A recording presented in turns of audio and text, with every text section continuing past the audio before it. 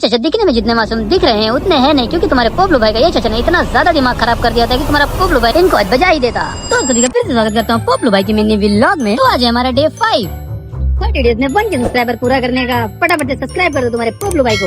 दुकान में आया होता है प्लास्टिक का माल जो कि ये चाचा लेकर आते हैं। इतनी खतरनाक बारिश में भी ये चाचा हमारे लिए माल लेकर आते हैं, तो इन चाचा की हिम्मत के लिए तो 1 लाइक तो बनता है। तो सारे माल को एक एक करके सेट करने के बाद कुछ थोड़ा मोड़ा माल बच जाता है, जिसको भी तुम्हारा भाई पोपलू फटाफट से सेट करने लग जाता है। फिर आ जाते हैं कुछ भाई लोग जिनको चाहिए होता है चाइनीज का सामान, जो की होता है चाइनीज की प्लेट और कटोरी और कपड़ा और 2 चाइनीज वाले डब्बू और एक बड़ा कलर का हरा ड्रम।